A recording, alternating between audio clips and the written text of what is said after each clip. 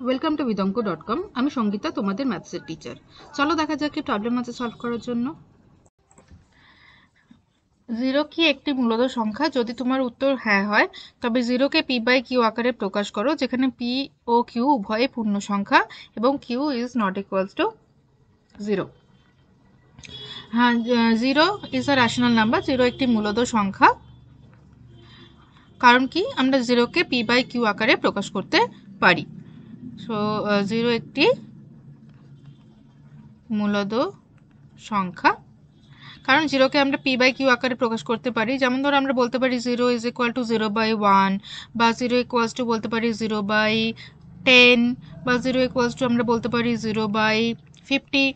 আমরা কোনো কিছুকে যদি 0কে কোনো কিছু দিয়ে ভাগ করি তাহলে আমাদের আনসার 0ই আসে। তো সে কারণে 0কে আমরা p বাই কিউ আকারে 0 by something p by Q আকারে প্রকাশ করতে পারি। যেখানে কিউ, দেখো এখানে কিউ প্রথম যে আমরা এক্সাম্পলটা নিয়েছি 0 বাই 1, সেখানে Q equals to 1, so Q is not equals to 0। পরেরটা যেটা নিয়েছি কিউ ইজ ইকুয়াল টু 10, তো এখানেও Q is not equals to 0। ঠিক আছে, তো তাহলে প্রত্যেকটা ক্ষেত্রে দেখো আমরা 0কে p বাই কিউ আকারে প্রকাশ করতে পারছি। তো সেই কারণে 0 হচ্ছে একটি মূলদ সংখ্যা বা rational number. Okay, thank you for watching vidonko.com। অঙ্কের আরও প্রবলেম এবং সলিউশনের জন্য আমাদের ওয়েবসাইট অবশ্যই ব্রাউজ করো।